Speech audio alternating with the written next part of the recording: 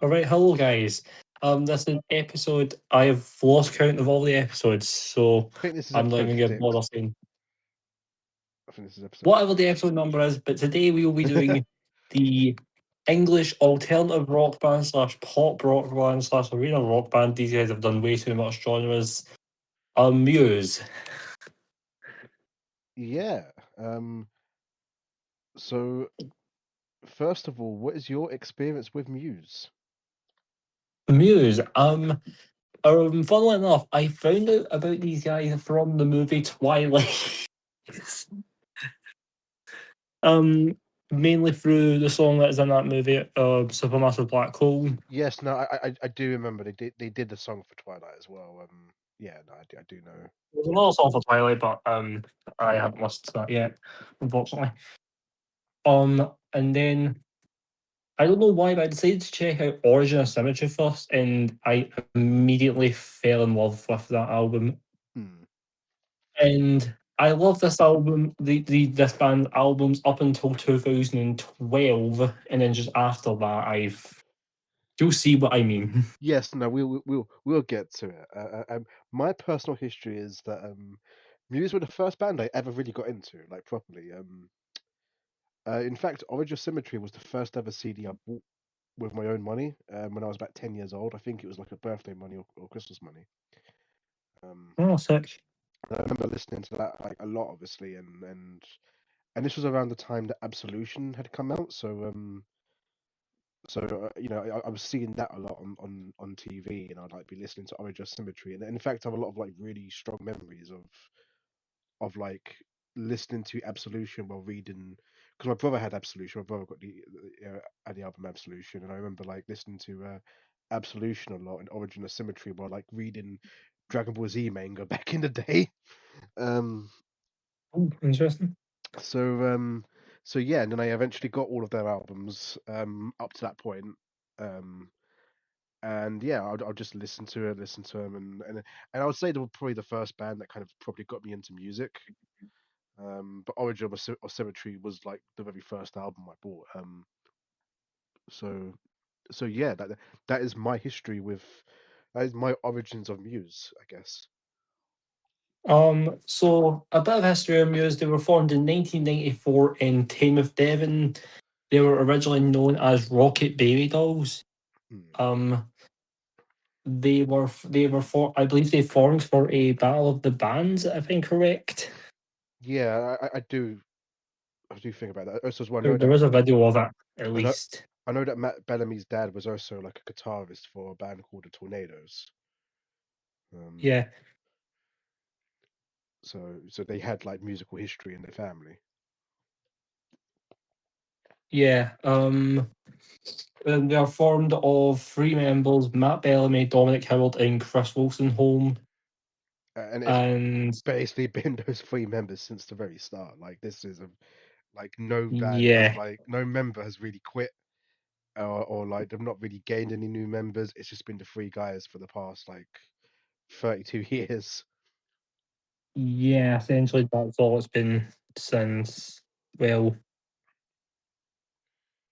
yeah, the start of the band. So those three have always just been there, Hmm.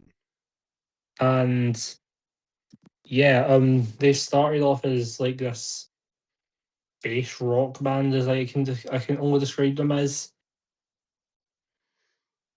and one thing I will say about this band is they are very like versatile. Yes. Yeah. Yeah, they've explored a lot of styles in their time. Some work, some you know, Some don't. some don't as much as you're about to see. Yeah. So Anyways, yeah, no, anyways, they released a couple of EPs that will then lead into their first album, which is 1999's Showbiz. as I admitted before recording this, I do not know much about this album, but I love the song Muscle Museum. Yeah, I think Muscle Museum. Okay, so a bit of history of me and Muscle Museum. I think that was the first song of Muse I ever heard. It was either that or Plug-in Baby. It might have been Plug-in Baby, but I remember listening to Muscle Museum, and it was like burnt onto a CD, but I think it was like corrupted, so only some of the song would play, and it would like just sort of like skip over parts of it. And that's how I basically listened to Muscle Museum for like the longest time. So I remember like having to like skip back. I had that song on repeat because I liked it so much, but I didn't have the full song because it would just like go Yeah. all over the place. So And if no one has ever seen this, I will I will personally recommend this to anyone who watches the performance of the song Philip or Philippe. I don't know how to pronounce this, but the pronunciation of but the performance of that song from, I believe it's Bizarre Festival in 2000, hmm. is probably one of the most craziest live performances I've ever seen. That's the thing. Like Muse are kind of like known for their crazy performances. Like Yeah, I'll get onto this later on, but seeing Muse live would I think be a spectacular thing. But I would love to have seen them during these early days when they were just like sort of finding the groove a little bit more and kind of having that sort of adolescence where they were just going for it. Now yeah, this album it gets a lot of comparisons to Radiohead, and I think that's a bit unfair. The comparisons, because I think they were both. I think it's due to the fact that Radiohead and Muse both have very similar influences. They both come from very similar places, and I think one of those is what's his name? The singer. His name just escapes me, but he's the one who did Hallelujah. At least like the cover that became very famous. oh, Jeff Buckley. Jeff Buckley, that was it. They both take a lot of influence from Jeff Buckley, like vocally, and you can kind Yeah, of see that. And in this one, like this is the most sort of basic album that Muse have. It's coming straight out of like yeah, the Britpop era of the mid 90s. This is a late 90s record.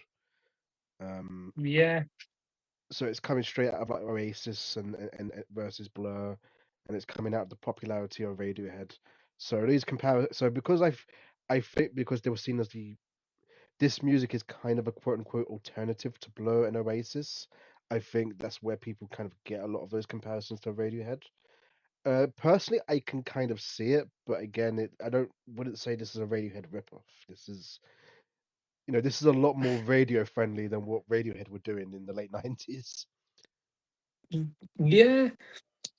Yeah, definitely. Because like in the late 90s, Radiohead were making like OK Computer. Well, yeah, I mean, I'm talking more about like the Bends and yeah, and OK Computer. Sorry, yeah, I was getting confused with Yeah, Kid A fair there. enough. Yeah, like they were doing more sort of like these kind of like more politically charged and more sort of personal emotional music, while Muse were kind of more on the standard of it's really hard to find out like a lot. I think a lot of these songs are essentially like love songs, and some of them you know uh, are songs about like trying to reach fame and stuff like that. So I think the meanings of them are quite different, and they're definitely not into like the political spectrum just yet. We'll get there. Oh God, we'll Yeah, get there. yeah, we'll Um, definitely get the political side of things. yeah, but the song like this album that has some. I think this album is very underrated in like the Muse discography. Like no one really talks about this album, and I think that's kind of a shame because it's got it starts off with Sunburn, which honestly, like you listen to that and you're like, these guys should probably like do like a James Bond theme at some point. You got Muscle Museum, which is just a really really good song. Yeah, You got this title track Showbiz, which again is another really good song. Unintended, which is a nice because beautiful I moment. intended As is very good on. Escape, I think that's the song Escape, which is like a song about how, his anger at his dad for like him and like his dad and his mum splitting up, and it's just a sort of like rage of emotion, and that's a really good song. And then Hate This and I Love You is a great closer. Like this is a good album. It's just I think what the next couple of albums do sort of overshadow this album quite a lot. Like I would recommend if you want to hear the most stripped back Muse ever get, this is the album to sort of go with. Yes. Yeah, I would absolutely agree. I guess it's a pretty good starting point to, but obviously it's not like as good as what we're about to get on to. No, it's a good foundation. It's a good foundation. Yeah. Um, It's like what most bands do, I guess. Like just start off with a foundation and then when they get onto their second album, boom, they will yeah, immediately just go into it this. it's that kind of case. So I think a lot. I mean, a lot of art in general. Like the first one, you kind of get this with TV, especially. In music, you kind of get the first one, which is building a foundation. It's either building a foundation or them having kind of like them trying to cement something straight away. This was building a foundation, and you can kind of hear it because it is like more pop radio friendly music. It's them kind of going, okay, let's start with an easy place before we kind of get into the insanity of later albums. I will say, however, you should check out the B sides from this era because the B sides from this era are just it kind of shows you where Muse would possibly go to. Like there's some elements, that Muse would go to next. And in a way, I kind of wish that Muse would lean more into some of the ideas from these B sides because they are amazing. Yeah. Yeah, I totally agree with that. Um, but yeah, so now that's out of the way, they would then move on to 2001's Original Symmetry, which we've also spoken about a little bit. But Yeah. Well, I'm gonna speak a lot more about this album than I did with Showbiz.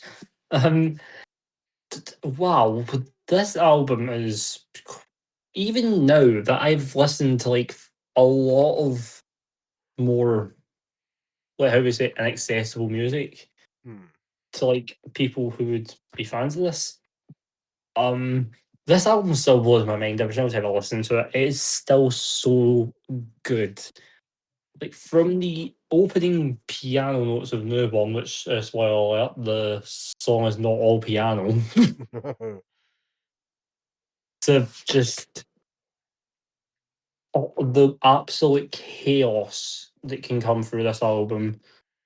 For songs like we'll go with like Bliss, Hyper Music, Plug-in Baby, Citizen Erased. The cover of Feeling Good was one of my favorite covers of all time. hmm, Microcuts is probably one of the most insane vocal performances I've ever heard. I don't know how the fuck Matt Bellamy does anything like that, by the way. yeah, like um, I want to point this out. Like no matter what we say about later albums, um, these people are really talented musicians, and Matt Bellamy is probably one of the best singers we're ever going to talk about on this podcast. I think. yes, Like I hot absolutely take, agree. I think he's a better vocalist than Tom York. That is not a hot take to me, at least, because I absolutely agree with you. A better vocalist, absolutely, but no, genuinely. This album is.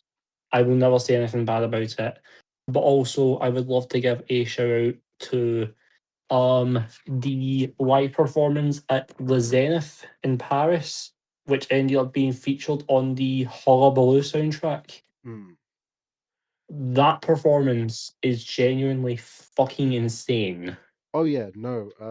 That is a good live album. Like I've had that live album since I was a kid, and I was a bit confused by it because I was like, why are half these songs like why is half this album like a studio album, and the other half of it is a live album? I'd later find I, out that actually it's B sides and a live album, and it's not as weird now when I consider that Umagama is one of my favorite Pink Floyd albums. But yeah. yeah, no, this.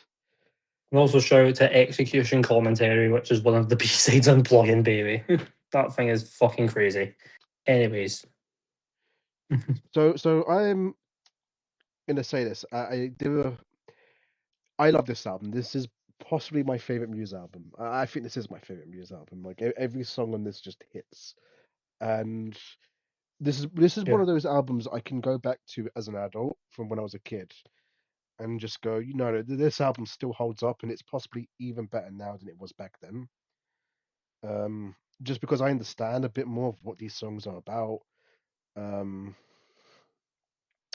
I also have a lot of really fun history with this album. So when I was in primary school, I used to perform songs off this album like during talent shows and stuff. And there's two songs from this album I used to sing at talent shows, like the school talent shows. Can you guess which two they are? Is Plugin Baby one of them? No.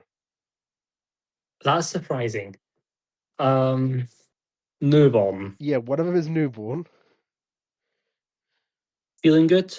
No, no, no. It's a lot funnier when you hear the lyrics to it. Is That it is it fucking microcuts? no, it isn't Microcuts. My God. I It's was Dark literally asking, is Shines. your voice okay? It's Dark Shines. The Dark Shades. Okay, fair enough. Which is Fair really enough. funny That's a when you good song. consider that like it's got like lyrics in it like and your innocence I will consume. Yeah, true. I've just realised. Like I didn't realize that when I was a kid, and obviously as an adult, I'm like, did the school really let me just sing that in front of people, like in front of like adults and shit? Um, Gosh. Yeah. No, this album is definitely one of their albums that aged well. yes, like I think Like a it's fine wine. this album. So this is where I'm gonna be weird and say I'm gonna compare this a lot to Kid A because I think lyrically they're both are quite similar. Like they're both or thematically quite similar. They're both looking about at like technology and stuff. And That's not a crazy take, yeah. pardon? That's not a crazy take, I guess. No, so to me, this is the closest that Radiohead or that music ever get to sounding like Radiohead. But they take it in a completely different way. Whereas Kid A was more electronica based, like more taking influence from Aphex Twin. This is where you're starting to hear like the classical influences in Muse start to come forth. Like you said, Yeah. Newborn starts off with a piano, and I want to point out that Matt Bellamy is classically trained, and then you get Space Dementia, which is possibly the most classical sounding song of this entire album, and I need to give a special shout out to like the 20th anniversary sort of remix of this album, which I think is better. Each song it sounds better individually, but the whole album sounds better in its original package. I'll tell you about that more in a second. But in the 20th anniversary for Space Dementia, they actually bring in some violins forth that you never hear in the mix for the original album, and it sounds great. Like it's absolutely insane how good that song sounds. Um, like it is so much better than the original version of the album. Like for Space Dementia, it's Yes, yeah. I can absolutely agree with that having helped the version you're talking about. The only time I think that version kind of becomes so much inferior to the original album is the transition towards Citizen Erased and microcuts, which on the original album was seamless. But on the remix they actually kind of like split them, so it's not a seamless transition anymore. So it's like okay, it just kind of Citizen Erased ends and then microcuts begins. Yeah, Again, yeah, yeah, that'd be very nice. Citizen Erased is another really good album. There's another really good song off this album. It's yeah, like this is Yeah, where you're starting to hear like as well the more politics side coming through. This is where you start to hear like some of I'm pretty sure Matt Bellamy just read uh uh uh, uh 984 at this point and was just like making songs based on 984. yeah. This was originally Muse's longest song up until I believe 2010, possibly. Yeah, we'll get on to that because I think I know what you're talking about. Um, Yeah. no, Well, okay. Well, yeah, no, I just think that this is just a solid album. Like this, look, if you guys have only heard recent music and you're like this band sucks, I advise you to like listen to this album. Like this album is so good. yes. Yes, I would employ you to do this too. Uh, Also, as well, special shout out to Futurism, which is just has a sick bass solo. Yeah. I actually haven't heard that one. I think I don't know. I know it's a bonus song on certain versions of the album. Yeah, it's also like in between Feeling Good and Megalomania on the 20th anniversary, which is another weird place because I do like how Feeling Good transitions into Megalomania. Just this cover that's like a really feel good cover that transitions to like a really sad song. It's kind of it's kind of fitting really. It's like the perfect. Yeah. But I do Um. understand it. So, gosh. So should we go into the next album? Yeah, which is 2003's Absolution. What did you think of This Absolute? album's this album's definitely the most meaningful to me, honestly, as a fan of this band. Um, One of the first ever songs. Oh, in fact, I did say "Plug In Baby" was the one of the first. Oh, I did say "Supermassive Black Hole." Sorry, is the first Mm. song I ever heard by this band. But the second song I ever heard from this band is on this album, and that would be the song "Time Is Running Out." Yeah, no, this I think this was like the album that really put Muse on the map. Like this is so okay. Going back a little bit to Original Symmetry, that didn't get released in America until like 2005. Okay, Yeah, but this album came out, and I think it's because of this album that America finally got to hear Original Symmetry because this album was huge when it came out. This was everywhere. Like Time Is Running Out, I remember being such a big hit back in the day. Um, and like yeah, no, this like again, this is kind of going back to like just more sort of this is definitely the heaviest record they have so far, like at this point in their career. They've kind yeah. of gone from like sound a bit more pop rocky to actually going a bit darker with this, with like Apocalypse Please and the absolutely phenomenal song Stockholm Syndrome. Like just the Oh, I mean, I was going to mention that song, but that song is might be my favorite Muse song, genuinely. But there's a lot I could say as that title. and then you get Hysteria, which is just so good. Like I mean, this is where I come into the Muse story. This album is where I come into Muse. You know, obviously I heard Audio Symmetry. I was listening to this at the same time. Um, it kind of falls off a little bit towards the end. I think with songs like I think I don't know. It kind of gets a bit samey. I think like the Small Print and Thoughts of a Dying Atheist kind of sound to her like I think endlessly, and I think there are some songs you could take off this album. I think.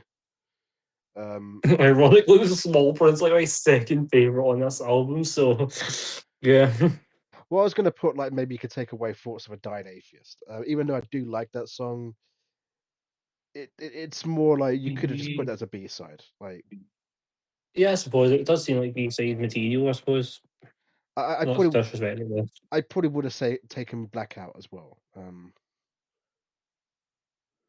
Yeah, I see that. Just because we have I mean, an Endlessly a earlier bit version of later. Butterflies and Hurricanes. What's that? I mean, having Butterflies and Hurricanes earlier in the album would be amazing. Hmm. I love that song too. Butterflies and Hurricanes is a great song, and again, it's it's keeping up with those kind of like classical influences with like an entire piano solo in the middle of this fucking rock song. Yes. Um, but no, Mm. I mean, yeah, no, this album's great. Weirdly enough, I think "Sing for Absolution" is one of the weakest songs off the album, even though I do like the song. Yeah, I suppose I can see that. I mean, this album has just amazing highs. And by the way, I would love to shout out this one of the first ever Muse songs I got into, and that is the song "Falling Away with You," which is genuinely so goddamn beautiful. Yeah, man, it is a good song. Like the thing with the song is there's a lot of moments of beauty. I think with this album. As you said, it's got such high highs, and I'll be honest with you, the lows aren't that low. Like they're not. Like, I don't think there's really a bad song off this album. I think there's more redundant songs off this album, but again, like that's Yeah, not. I mean, if I'm saying there's more redundant songs and they're not bad songs, that's probably speaks good for the album. Um, and there are some really good B sides from this era as well. Like here's the thing, Muse just have great B sides in general. yeah.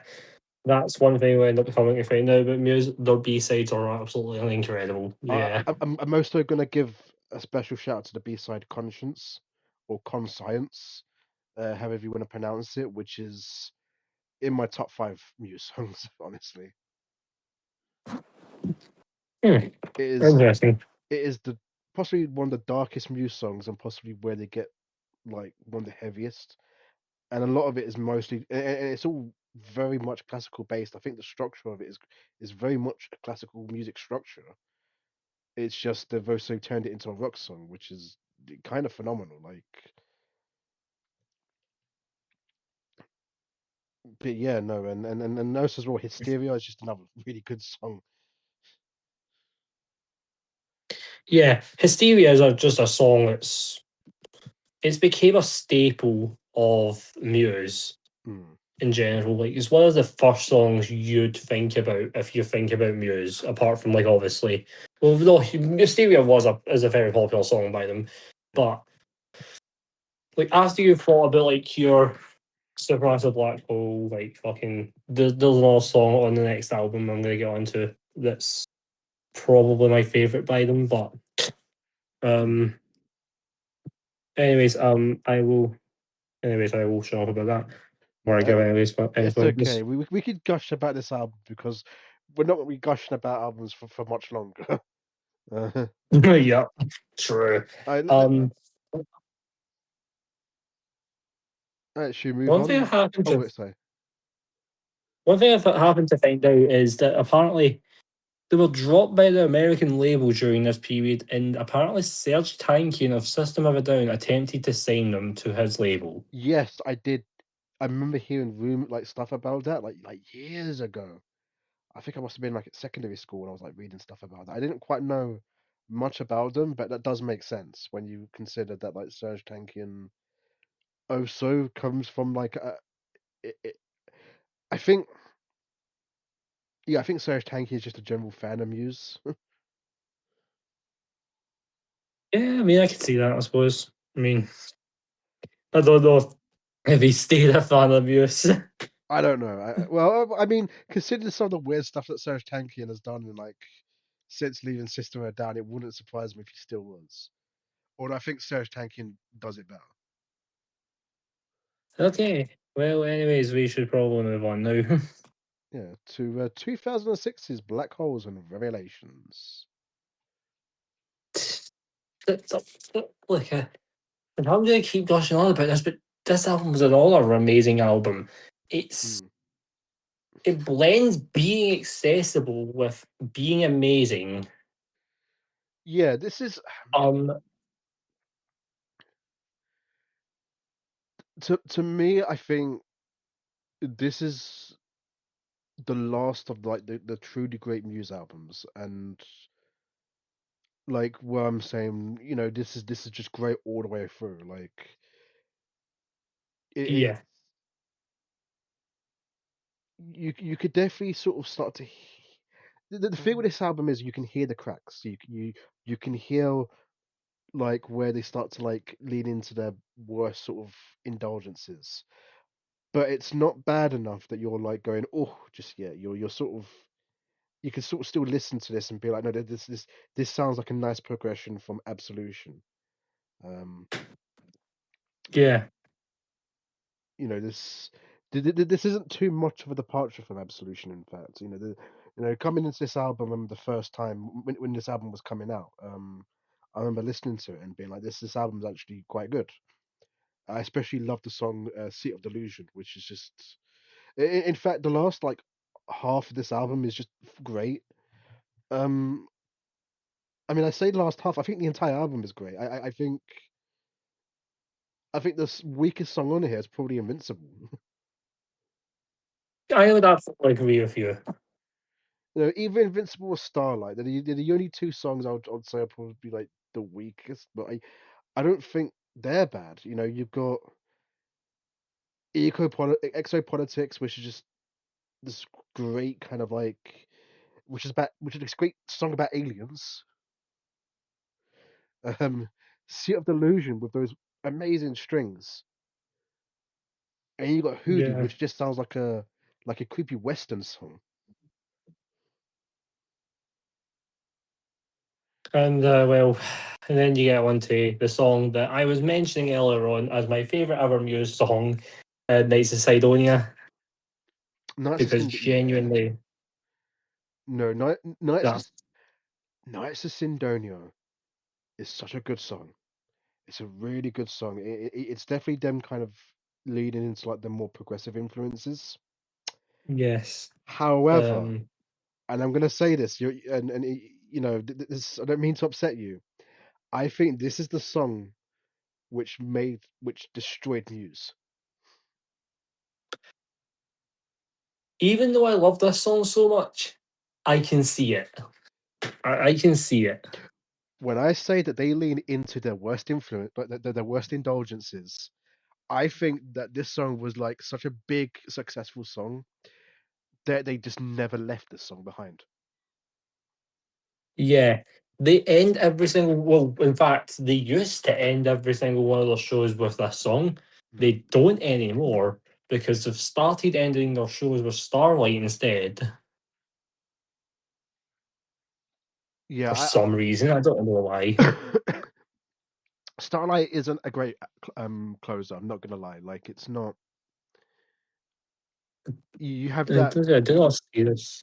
You have that towards the beginning of your show when you want to build up to sort of like the anticipation of like your bigger songs. Like Starlight is a good song. Do not get me wrong, and I love to hear it live, but it's not a good song Yeah. to sort of end your big show with.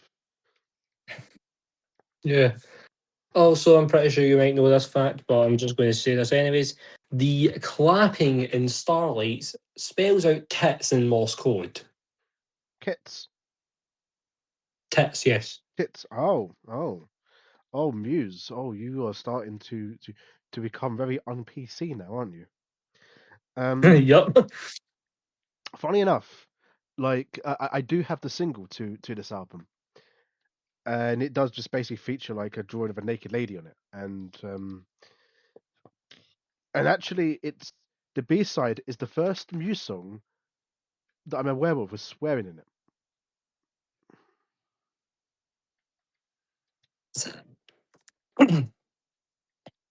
Is it? I Yeah, don't remember us on this album, honestly. it's not on this album. There's a B side which has the word fuck in it, and then there's also another B side Oh, right. which is called "Fuck You Motherfuck Yeah." So yeah, you'll eventually come to see there's a bit of swearing in the later Muse albums. But the problem One is thing they do it really badly. although they swear incredibly awfully, you'll come to realize that once we get to another album. Yeah, like when I first heard, I can't remember the name of the song of it now, but it like the F word was so subtle that I didn't notice it until like years later. I was like, oh yeah, he says the F word in this song. I didn't know that. Um, and it was like it was just so fluid, and it was like okay, it's not distracting, but after a while they'll get really distracting with it. It's just like oh Yeah. One thing I'd love to say too, um, I did not know this up until a couple months ago, but apparently during this era, they toured with My Chemical Romance for some reason. it makes sense. They were both like part of the alternative rock scene. Um, and I've seen them as like massively different spectrums of that though. yeah, I mean they were also like both featured in Twilight, so Oh yeah, actually. so it's not too far different really. We're different, but we're the same. Yeah, I was gonna say it's very different because obviously, My Chemical Romance was in the scene part of the Mm. alternative rock. Like they just released the Black Parade, which was huge. Yeah, and this album's called Black Holes and Revelations, so there's a bit They're of all theme, both. bit of a theme going on here. Okay, fair enough. No, thank you for that. Yeah. Okay. I'm just pulling So your leg. through to I'm just pulling the your leg. I know that it's a bit of a weird uh, pairing. No, aye. let's And by the way, also shout out to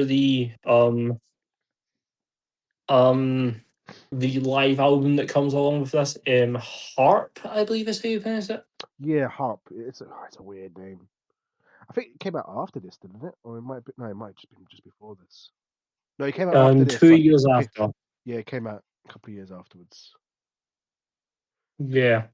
So I wasn't too 1 year before the next album, funnily enough. which which I guess you could sort of look at Harp as sort of like the ending of an era from Muse, which we'll get to Yeah. in a second. Um Looks like we've gotten to the end of the 2000s. I mean, almost the end of the 2000s. This wasn't released in 2010. It Well, was Resistance was released in 2009. yeah, Resistance was released 2009. What did you think of the Resistance? The Resistance. Me and Slim, by the way, are part of a service. This is where the podcast started, by the way. Um, I talk about Muse sometimes in this server, Mm. and I see a bunch of hate for this album for some reason. This album, I don't hate this. I absolutely love this album, by the way. I don't hate this album. I think it's a really good album at times. I think it's definitely starting to get. I think the lowers are starting to get a lot lower than previous albums, but I think I don't think we're at the bad era yet. I don't think this is a bad album. This does have a really good ending with the 3 track song Exogenesis Symphony. Yeah, which is to date, well, technically, of technicality, this is the longest ever Muse song, but it's obviously not Yeah. a full track. It's tough to explain. Yeah, it's split into 3 different tracks. The best way to describe it is a lot because it's like different movements. I'd say it's Yeah. split into like each movement is split into a different track. These cowards have definitely never seen swans. Um, Yeah, but I suppose. all joking aside, like Exogenesis, I think is the grand finale to Muse. Um, It uh, should have been. you know, Sorry. it should have been the grand finale to Muse because I think that this would have been a great way to end like their discography. This is definitely my least favorite out of the album so far, but I do think it's still quite good. It's just you're now starting to sort of see those cracks come forward a little bit more. I think the song "Undisclosed Desires" it sounds very much of like the sort of pop and hip hop era, of its time. It's very much of its time. Uprising is a great opening. I actually remember hearing the song on TV for the first time, like before this album came out. There's like this documentary about Muse, and and they played Uprising at the end of it, and I was like, oh, the song's pretty cool. The song's pretty good. I'm looking forward to like hearing this in the studio. Um, this album's definitely more 1984 focused. Let's put it that way. Yeah. Funnily enough, I was about to say Uprising is where I kind of start to see the arena rock phase of this band coming in, Hmm. especially the more like the clapping focus on it, like I don't know if you heard that, but Yeah, basically just the beat of it. yeah. It's where you're starting to hear their Queen influences come forth, Yes, and they'll try and make a song that's like based around the crowd, I suppose. and I want to point out when Muse were like when Muse were like sort of taking influence from groups like like people like Jeff Buckley and when they were taking like influence from like music from that era. That's when they sounded good. When they're being more subtle. When they start like Yeah. going a bit more overblown and start to sound like Queen, you're like, come on, Matt Bellamy, you're not Freddie Mercury. you Yes. know, Yeah. I know I've just like said that like you're a great musician and you're a great singer. You don't have the same showmanship as Freddie Mercury did. Yeah. Also, as well, Um. like Queen were predominantly a live band. Like people went to see Queen. Like Queen became famous because of their live performances. And Muse, as well as having like great live performances, also had great albums. I'm not trying to say Queen didn't have great albums, but they were singles bands. You listen to the singles, You go listen to their greatest hits albums. or you listen to the greatest hits albums, which are some of the best greatest hits albums of all time because it's Queen and they made really good music. Um, Yes. the thing with Muse is that like you could listen to their albums and get a full kind of like idea from 'em. Yeah. Like Yeah. True. they're not so much of a singles band, Muse. I mean, yeah, they've released singles and yeah, they've released really good singles and you kind of get into them through the singles, but their albums have thematic linings between them. And when you try and go for the bombastic kind of like arena rock that they want to go for, in which they'll go for later on, that's when it stops working. Like you either have to be an arena out band or an albums band. You can't have it both ways. Yeah. You know. Um. Well, now we can. Well, in fact, I don't know if there's anything else I really want to say about this. No, Apart from this is. it's an underrated album. I think it's an overhated album. I wouldn't say it's underrated. It's overhated. People really kind of like get upset with this album. And it's not that bad. Yeah. Yeah. But true. I mean, it's the yes, but there's the cracks are starting to show, and well, we're about to get into an album where those cracks start to become a lot more apparent. I personally am partial towards this album, but I've started seeing the cracks in it. This is 2012's The Second War. Yeah, the second law is, how do I put this? To put it slightly, the second law is a good EP splashed out to a mediocre album. Yeah, I can see that. Like half the songs of this are quite good. I think this is their most experimental album, by the way. Like this is definitely the album which they kind of experimented a bit more. They bring the bassist in to sing a couple of songs. One of those I think is actually quite good. I think Liquid State is quite a good song. Um, his singing voice be damned. I think Liquid State, his voice works for Liquid State. Doesn't quite work for Save Me. Um, Yeah, I think the song Madness sucks. It's a Queen song. And it's a not very good Queen song. Um, I actually like that song, but okay. I don't. I think. to me, like, I mean, we'll get onto Madness later on, trust me, because I'm not going to talk about it too much now.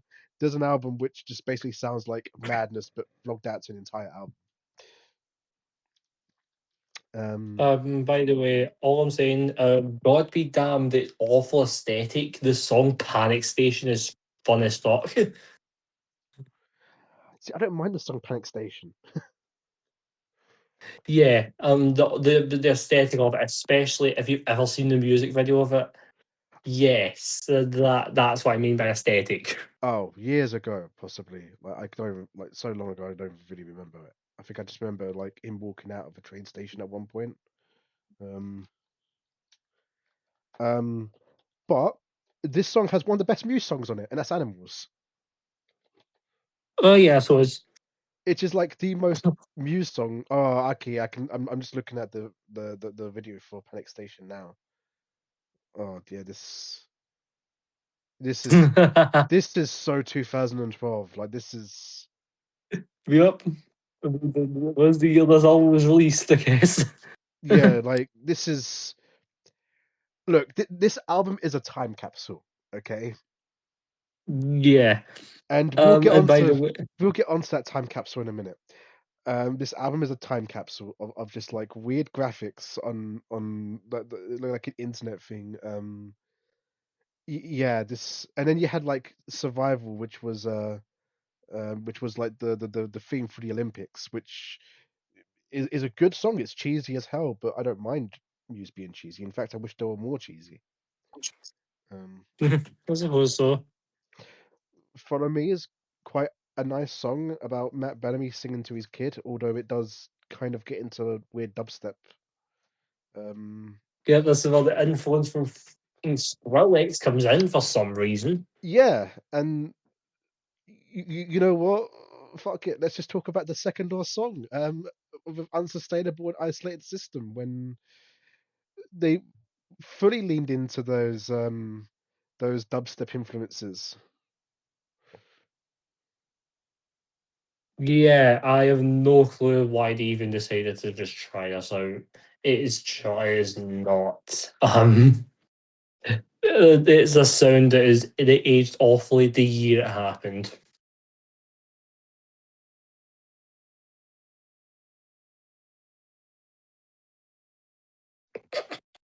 It's a sound that's aged awfully, even now, despite the fact that people actually liked Skrillex's album from last year, which I'm not even going to go into because this is not a Skrillex episode. It's a Muse episode.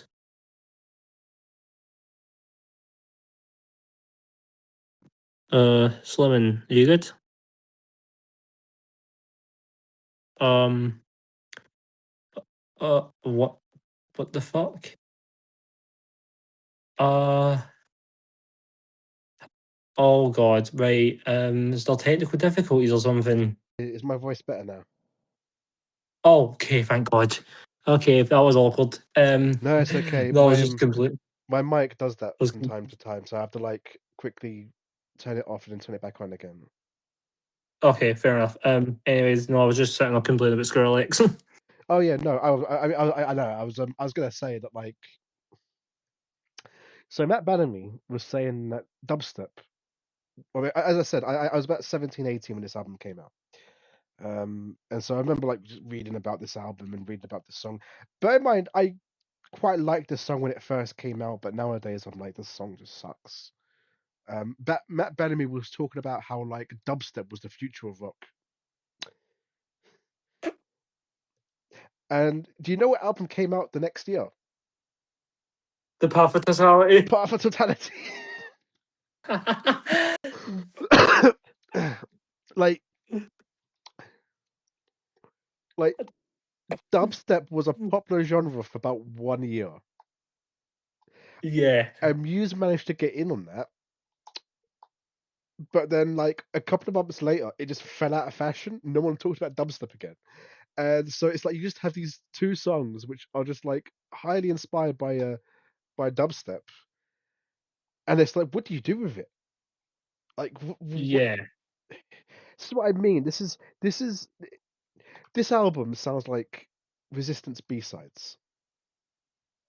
This doesn't feel like a coherent album. This feels like a compilation because what is the sort of fundamental idea behind this album? They say it's a concept album, but I don't believe that. What is the concept behind this album? You have a song that is based on the Olympics. You have a song about like the bassist's alcohol problems. You have a song about how we should actually kill millionaires and billionaires. Um, you have a song about Matt Bellamy's son, and then you just have these two weird songs at the end of it, which are kind of political. But you wouldn't think of that. It's like, what is the underlying theme of this album? What is the because none of the songs sound too much like they fit with one another. Yeah. Like I was basically more of them more and more times I hear songs off this album, I start to get frustrated by it, even though I used to love it like when I first got into Muse and started listening through the stuff. mm, like Animals. I think it's one of the best Muse songs. Like Muse have talent still. Like they have good ideas still, and there are songs like it could have come off like Absolution, Animals. Um, and it's like, what's it doing here? Like, like this song is carrying this entire album for me, to be honest. And I do like more like other songs off this album. I like Supremacy. I think that could have been a pretty decent James Bond theme. But I don't know. This album is just weird. I just have Yeah, weird thoughts on this album.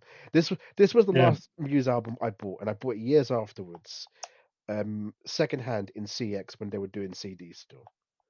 Um, and I think I spent like £1 on it or like £5 on it, and it was the deluxe edition with the DVD of the making of the second law. And I don't think I've ever watched it. I don't think I've actually ever put the CD out in actually to listen to it. I bought it because it was cheap. And I enjoyed Muse and I enjoyed some of the songs off of it. And I was like, actually, £1 isn't too bad. But then I thought I've just never gotten around to listening to it. I mean, one thing I can take of this as a really big positive is the Live at Royal Olympic Stadium DVD that came out of this, the Mm. tour of this album, which I find really good, and it's probably one of their best visual live stuff, I guess, I might have to apart check that from out. the Zenith. Yeah, no, I might have to start checking some of this stuff out, like the DVDs out. Um, because I've Yeah. I've got a couple of their live albums. I've got like, like a Hullabaloo soundtrack, but yeah. Should we move on to drones? Yep. Yep, we definitely should, because this is the portion of the video where you're not gonna hear much great things. Oh, I don't know about your opinions on drones. Well, I know some of it, but I don't know what there is in full, honestly. But Drones, you know my opinions on this album. yeah, I'll let you go first. drones is drones is one of the most disappointing albums I've ever heard, and I mean that because I think it's got some really good ideas in there. I think it's got some really good songs. I think Dead Inside is good. I think Reapers is pretty good. I think The Handler's very good. I like The Globalist. I think The Globalist is one of the strongest Muse songs they've had in a while. But that's it. That's the only the only songs I like off this album. Um, like every other song has like either has good ideas that sort of never become fully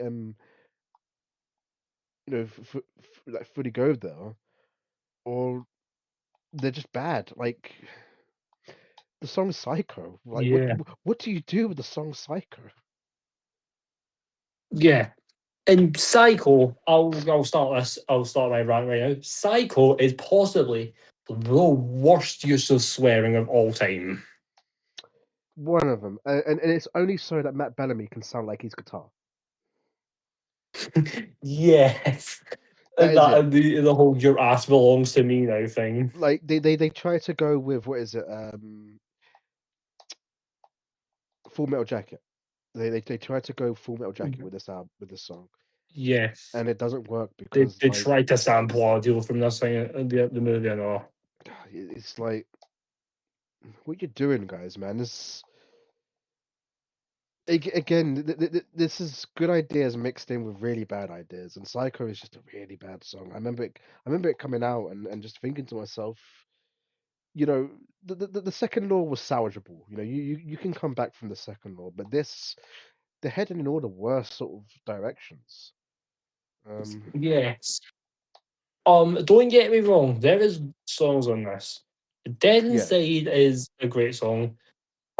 I'm partial to the song Mercy, by the way, but it's um, fine. I think it's Reapers is great. The Globalist is a song I used to like, but I don't know about it now. I maybe might need to re-listen to it at some point. I think the globalist. I'm pretty sure. Look, that's another song that goes in three movements, and I'm pretty sure the first movement, I think they kind of took ideas from a B side of theirs because I'm sure I've heard this chord progression before in Muse in like a B side. And I think the problem is that the second movement just doesn't go on for long enough. It's where it rocks out, and it sounds great. It's amazing, in fact, but it's not long enough. Like they could have gone this on for longer.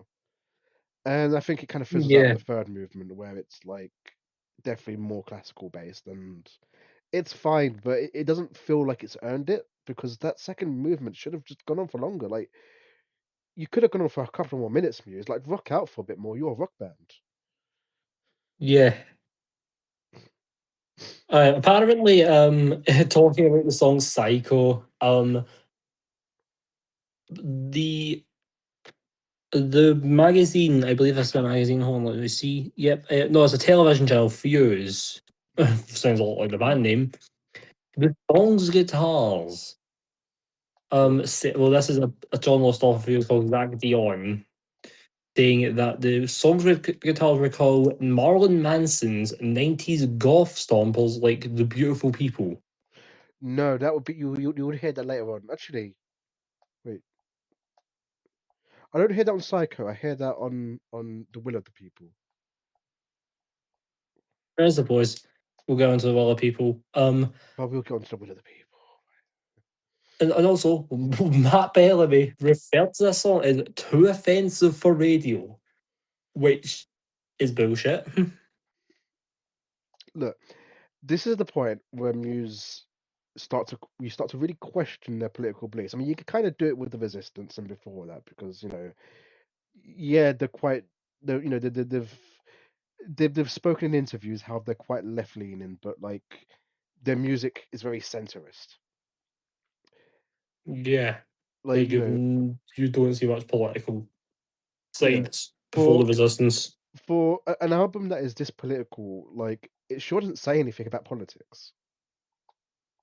Yeah, apart from like a JFK interlude.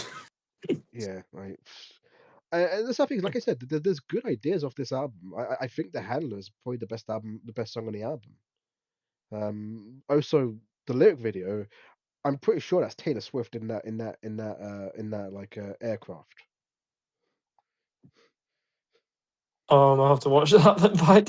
But Like, no, this is like the first time I saw it, I was like, is is that Taylor Swift?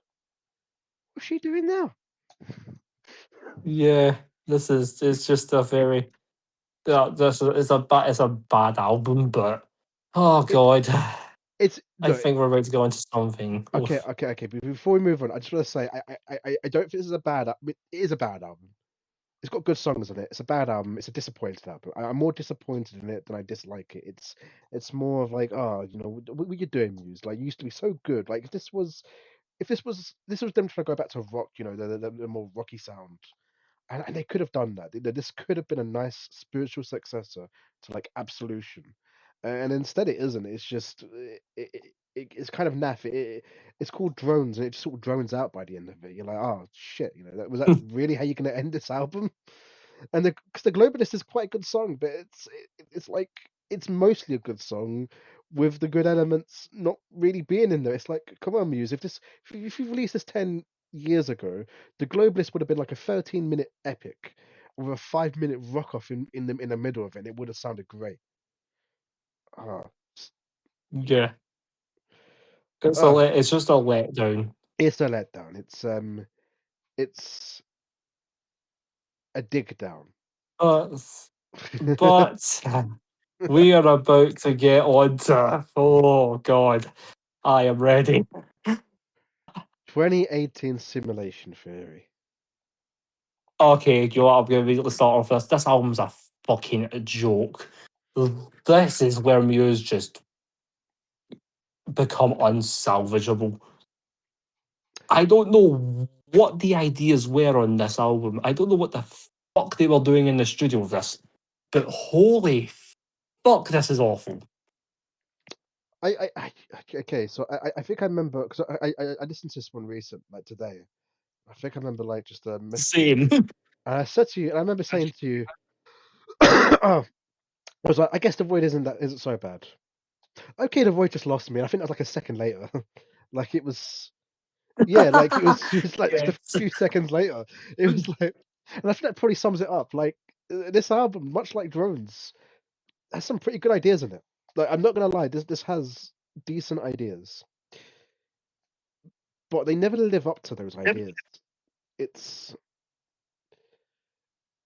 Yeah. generally speaking, I think the first three songs of this album, Algorithm, The Dark Side, and Pressure, aren't that bad.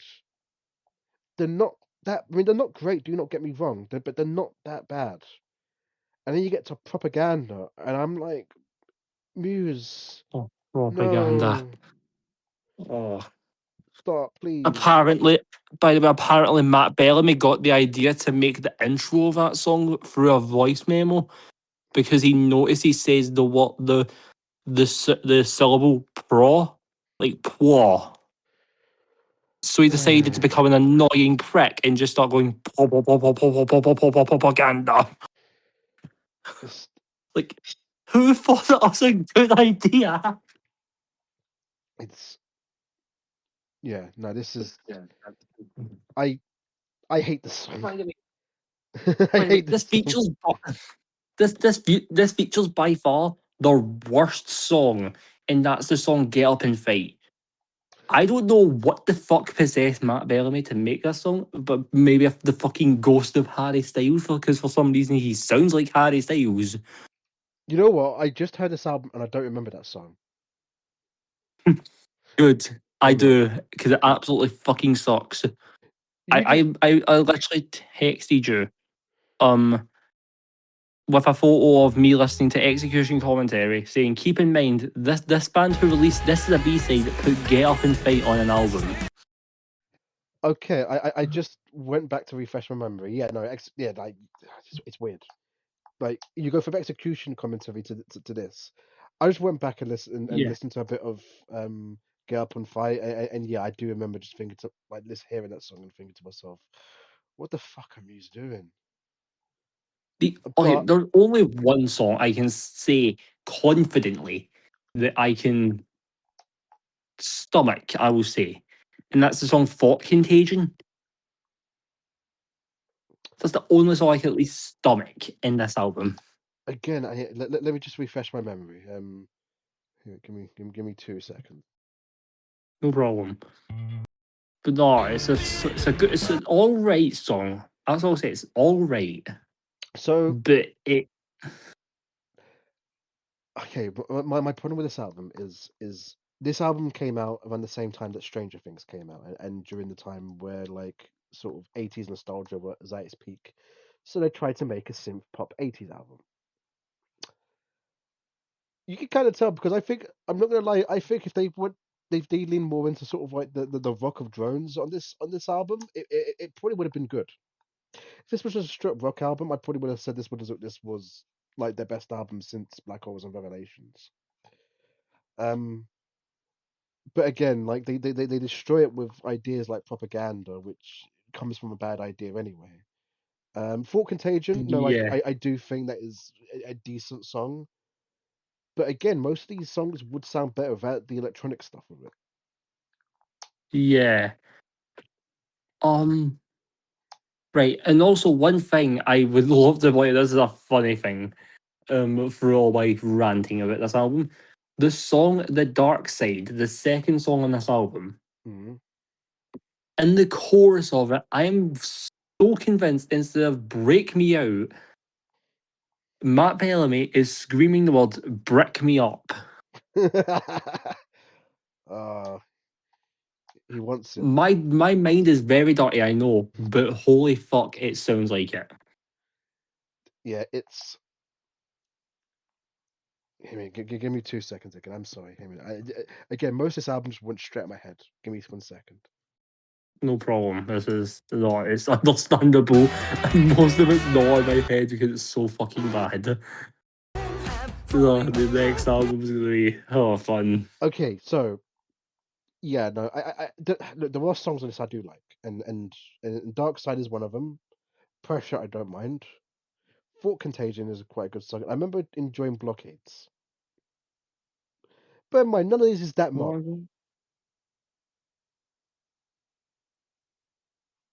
I think by the last three songs, I just wanted to fucking end this. Yeah, no. By the end of it, I was like, I'm kind of done. I'm just done. And Like, next, we then talk about 2022's Will of the People.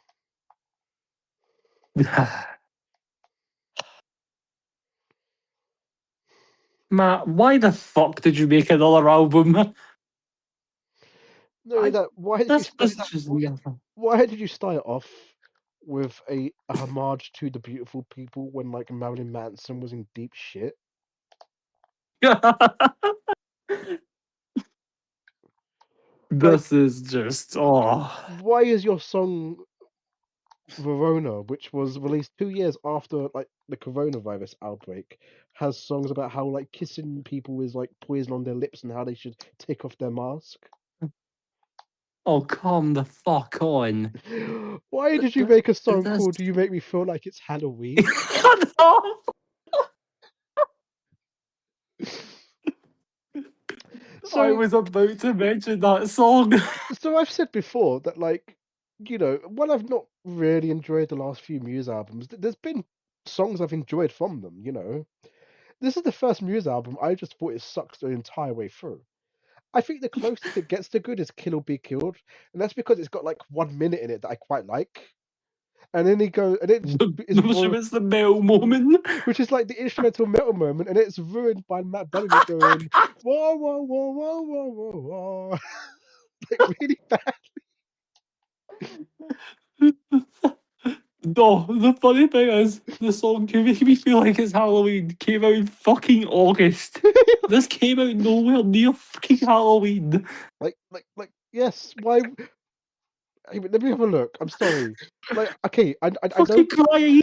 I know that your this album came out in August. Why couldn't you save that for your October single? Why did it?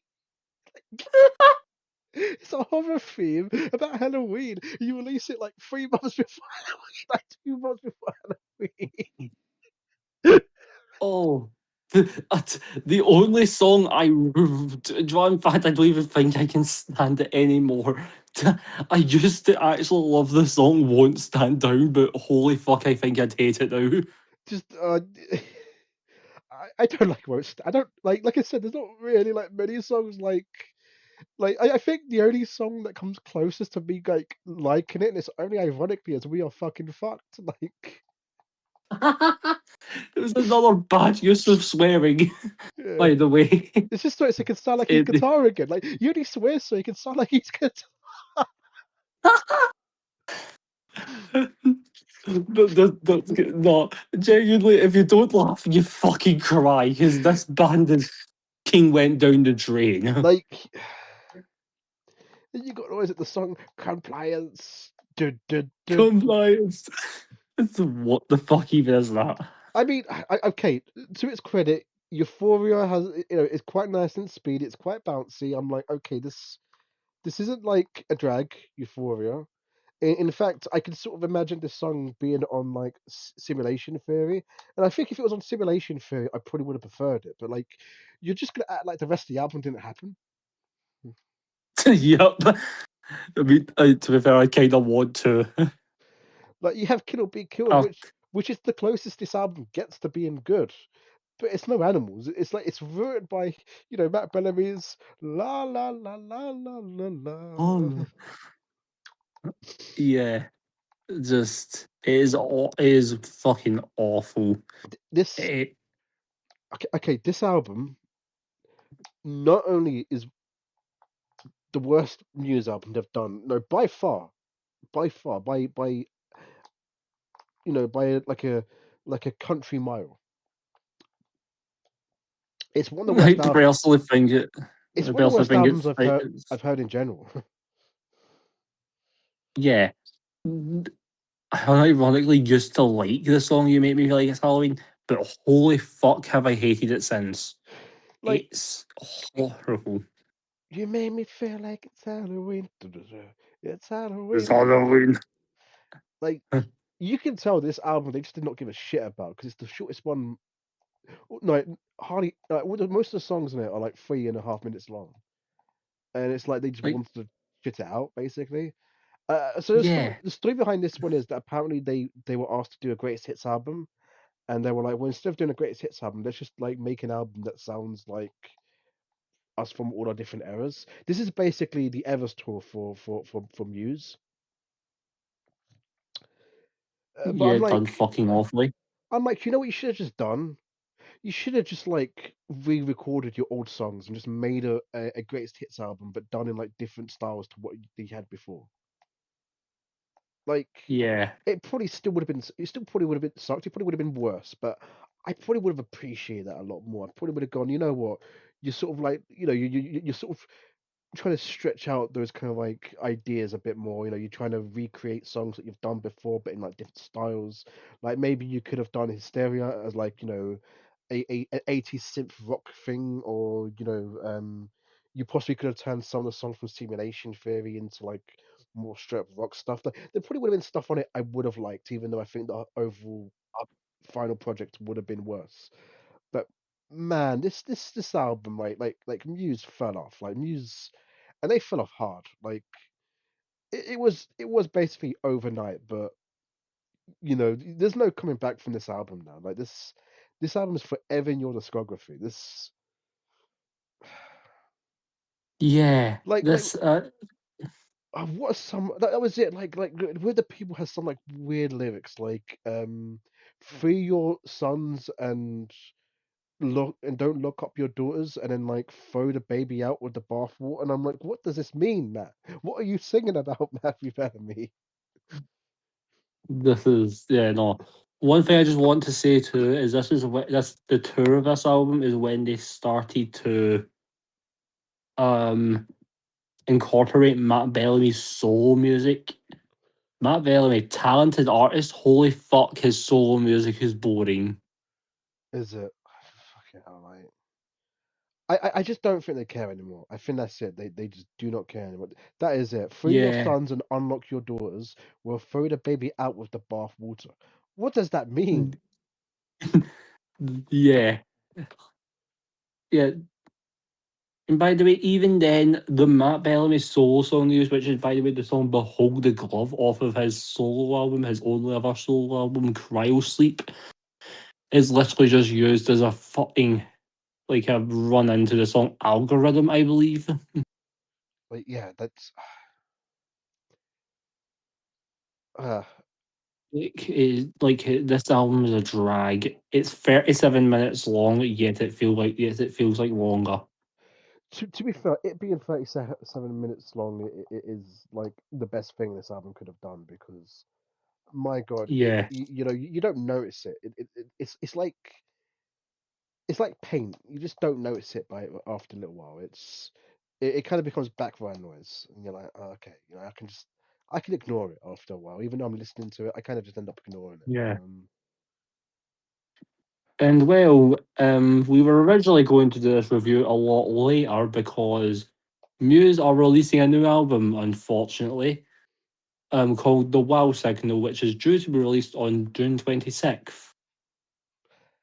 Yes, and I said that maybe we should just do we should just do it so that Do this we should album. do an album review of of that album. They've released two songs for it so Yeah. far. What do you think of the two songs released for it? The two songs. Right.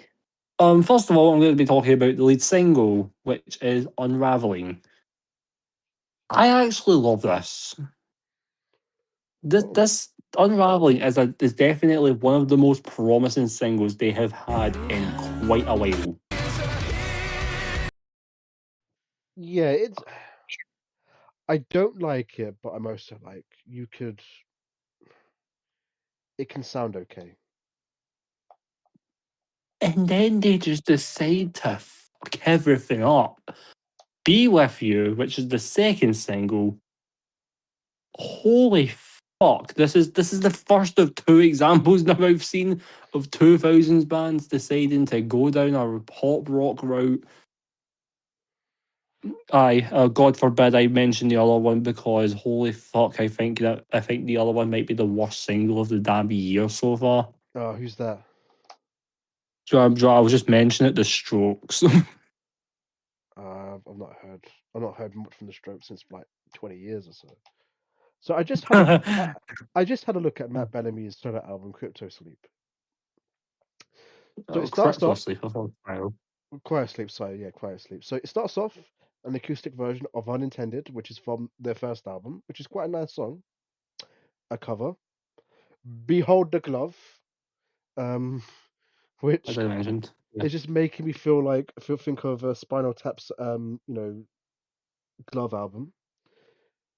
Take a Bow for Hands Piano. Pray Tomorrow's World. Guiding Light on Jeff Buckley's guitar. Simulation Theory theme. Fever, originally by the Jaded Hearts Club, which is another band made up of like that Matt Bellamy was in, and an unintended piano lullaby. So basically, half these songs are just Muse songs. Yeah, apart from a random cover of Bridge Over Troubled Water for some reason. Yeah. Also, as well, I just want to point out, and it's like I just realized, I've been kind of like having to like listen to like remind myself of some of the songs. I realize that's going to be recorded on this podcast. So if you hear moments where like there's like a random song playing, it's just so I can remind myself of what I just heard because I tend to forget what I've just heard when I just it kind of just passes over me. So Yeah. which is sad because I like the first few Muse albums I could go years without listening to and just like know them straight away. But Yeah. after like with the second law and onwards, I just don't know any of the songs. Um, except Yes. the masterpiece. You make me feel like it's Halloween. This, that's one of Muse's best song or something. I don't know. But basically, by the way, the new album's 44 minutes long. That's just not giving me any promise. Why is it longer than Will of the People? Is it going to be better than Will of the People? Like I hope it is. I fucking hope so. Like at this I moment, mean, that's I would take it if it's just better than Will of the People. I imagine if it's worse than Will of the People. if it's worse than Will of the People, this band is never coming back. I'm I not expecting anything more better than fucking. I'm not gonna expect. Oh, they're gonna make fucking something like Origin of Symmetry. I no, It will never be that. At this point. I'm not expecting it to be even better than Second Law. I think we can safely say that the days of of Muse doing Second Law are well and truly gone. They're never going to make that Oh, I want masterpiece to see the again. Panic Station music video part two. But at least let this be their best album since Drones, or at least since the Second Law. At least make this better than Drones. At least make this better than Simulation Theory. That's all I ask at the end of the day. Like who knows? Maybe this album could come out and it's a masterpiece, and I'm wrong, and it's like up there with like Absolution and Origin of Symmetry, which it won't. Like for that, Muse need to strip back on their electronic stuff and kind of go back to what made them Muse. But they did that, and that was with drones. And that album, as we kind of said, wasn't very good. Yeah, I mean, we've always seen electronic elements coming anyways with the song Unraveling, Mm. having like EDMs in there. Yeah, it's That just this band worries me. yeah, Like it. like they can be amazing. They can be, and we've seen that they're amazing. And I will say this: look, I bet you that their live shows are probably still great. Like the live tour for Will of the People, while the album sucks, it probably is a joy to watch on stage. And that's probably what they're doing now. They're just making music to play on tour. Um, Yeah, that makes sense. which if you're gonna do that, just release live albums. You know, I mean, Yeah, Swans kind of do that. I mean, they have like live only songs that they don't play on the studio albums, and they're some of the best stuff that Swans have ever done. Like I would rather them just release great live albums than crappy studio albums, even if the live albums do contain their crappy new songs. Like, hey, look, if even if the songs are bad, at least we're gonna get a great performance out of it. yeah. One thing I'd like to point out is the fact, well, this is also following on from what you'd said, like, oh, this is like they should probably release more live albums. To date, they've released two technically free live albums. If you're wanting to count the Hullabaloo soundtrack, it's free. I do count Hannibal because that is, that is still a live. It's half live. Yeah. Okay, we'll count Hullabaloo soundtrack. So it's free, which is that Harp and the live at the Rome Olympic Stadium. Mm. And all three of them are amazing live albums. Yeah, like they do. Maybe not Rome. They do. Rome cuts off some of the stuff. If you want to watch the Rome one, watch the actual film. Mm.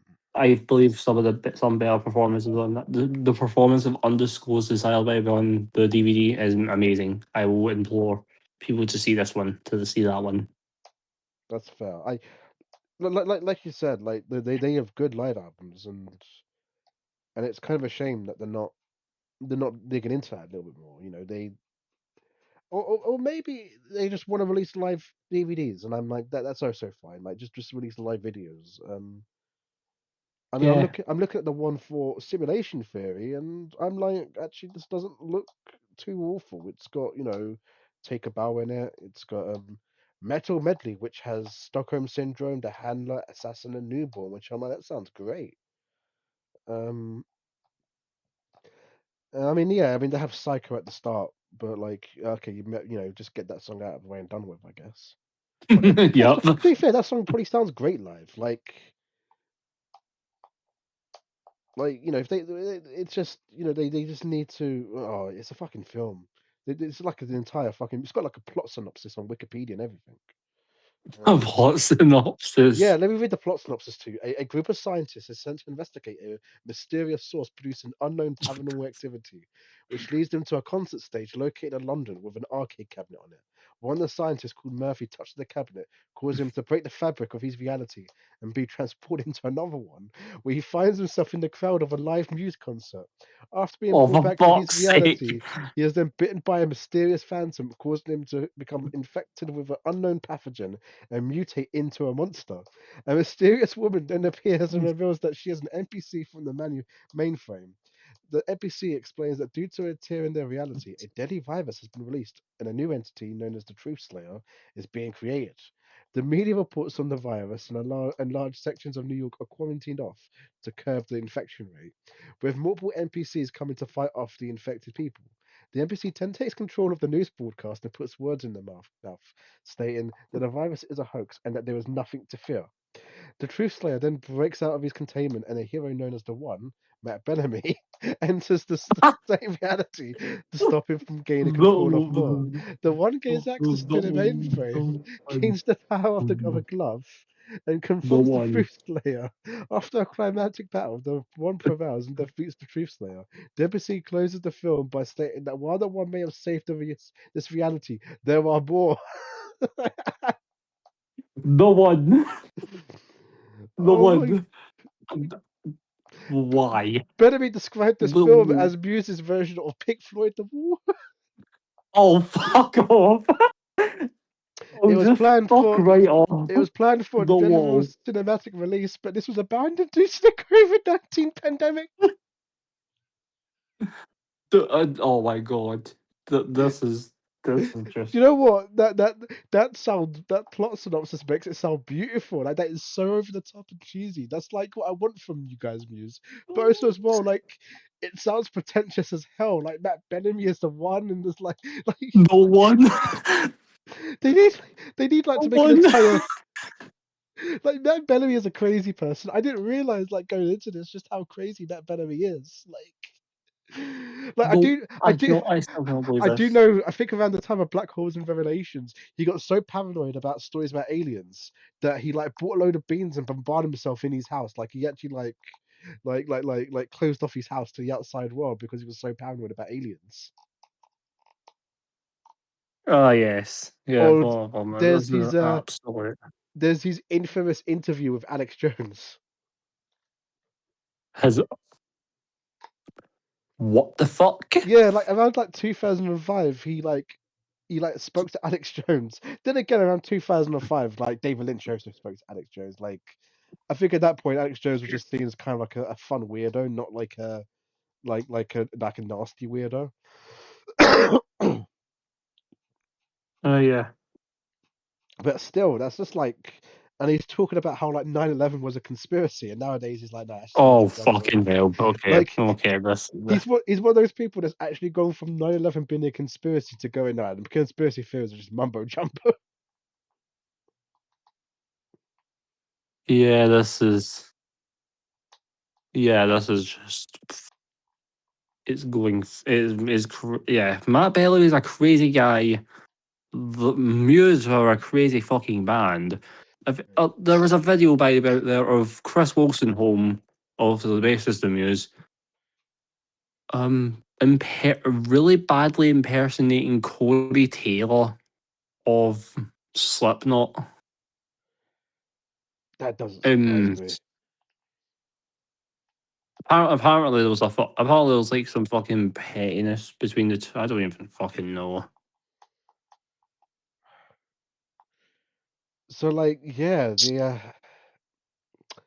that is Muse. I would say where do you think we're gonna go from now? But I think we've kind of answered that with the latest album coming out. And I was saying Yeah, that I just don't think it's we gonna be don't good. we don't have much faith in it, but we hope it's at least okay. Um, Yeah, I'll definitely be listening to it when it comes out, but. oh, we're gonna Hello, Um, ladies and gentlemen. hey, well, it looks like you're finally get to see Finger Muncher again. We're just ending the episode. Oh my god. Well, get Finger Muncher's back, guys. Think about Well, Random goodbye, YouTube, gang. guys. stay Hello. for a second. Did you listen to like Fuse's albums, by the way, Figure Muncher? Yes, I did. Yes, I did. Oh, fuck Okay, off. okay, no, it's okay. What did you think about them? Okay. In order, you want me to. Okay. Showbiz. It was alright. Origin of Symmetry, their best album. I really liked it. Absolution. It was good. Black Holes and Revelations, it was alright. The Resistance, it was bad. Second Law, it was bad. Drones, it was bad. Simulation Fury, it was bad. Will of the People, the worst album they ever made. Agrees with us every way of the fucking way, every part of the way. Well, Holy fuck. okay. We did like speak quite highly about Absolution and from Absolution all the way to like the Resistance, with even the Second Law getting some good stuff. But no, we agreed with you from like the Drones onwards. Why did we even choose this fucking band? Because we thought it'd be funny. Because What? okay, so me and me and F sharp A sharp, we both have a lot of nostalgia for Muse. Like they were my first band. They were the first band I got into. And in fact, Origin of Symmetry was the first album like I ever bought for myself. So I thought it would be like a nice little kind of like going down nostalgia. But then I then started listening to drones and I realized that it was a mistake. Yeah, They we kind of. literally ran What? out of good songs by the time they made fucking Stockholm Syndrome on Absolution. What about Hysteria? Hysteria is a good song.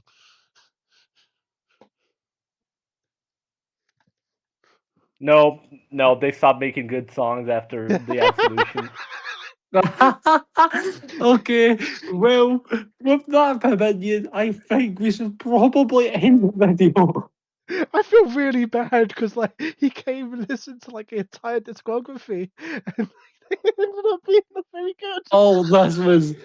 This was so fucking awkward. At least last week he ended up like listening to Hey, like unlike fucking Mr. Bungle, this was actually a fucking waste of my entire time. well, well, We're doing I think Koyo once us next. back, maybe we'll be back for the next episode where hopefully we'll be doing a more fucking interesting band. I propose 9 Inch Nails. In fact, 9 Inch Nails, they're a lot more interesting, guys. And they're also releasing a new album this week. Oh yeah, they're releasing a new album, so we're checking them out to ride the views. Yeah, they're releasing a new album with Boys Noise, which is going to be called 9 Inch Noise. I'm upset they didn't call it 9 Inch Boys. Why not Noise Inch Nails? I think 9 Inch Boys is funnier. I think F sharp A sharp is We like are the 9 Inch Boys, if anything. I think F sharp A sharp muted himself for a little while because he was laughing too much about 9 Inch Boys. Oh no, 9 Inch Noise, God, that's a fucking crazy name. No, I'll be honest with you. I think it's gonna be studio recordings of like the remixes that they did on like the during the live performances. Which if it is like Yeah. I saw 9 Inch Nails last year and they were really good. So I'm looking forward to those remixes. On a side note, I also saw Godspeed last night. Like, yeah. That's crazy. That's fucking insane. Well, I saw Godspeed Is, last is, night. is the video still going? Pardon?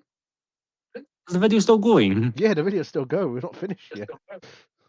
Oh, fuck. Fucking cut that shit! Cut that out! We're done! There's nothing more to see here! Yeah. This band are good for the first period of in time. Just won't They listen made to them all one later. good album. Oh, for crying out loud.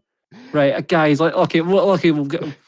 Well, guys, the next episode we'll be doing 9 Inch Nails. I think. I don't know. If anything changes, I guess. I don't know. Fucking I'm gonna be honest with you. Daughter of Darkness. I think this has been our best episode so far. wonderful. Next episode's Coldplay, you guys. Oh no! Next episode is Sleep Who's Token. ready for the 21 Pilots episode? Oh, fuck off. Who's ready? 21 Pilot. Who's ready for some Weezer? Okay, look, Weezer's actually fucking interesting because they They made are. a 10 out of 10 and they made Gratitude.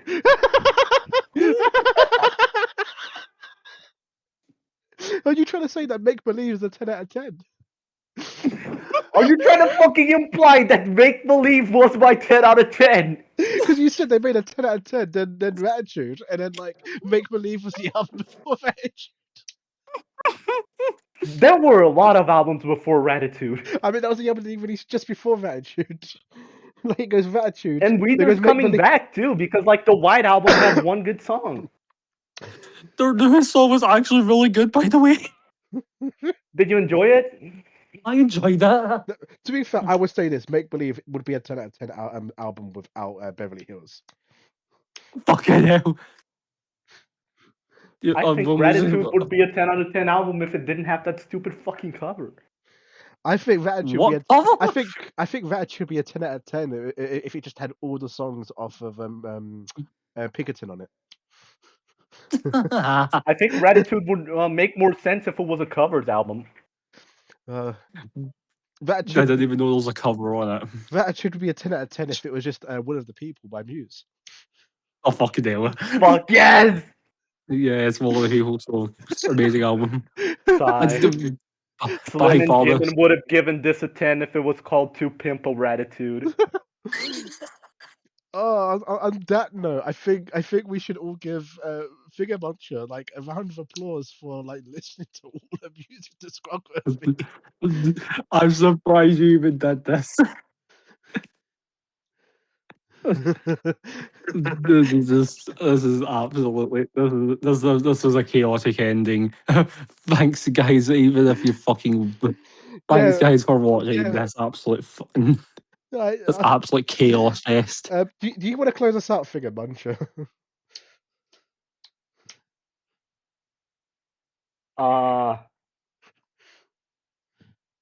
And I guess that's why they call it the blues. All right, good night, guys. And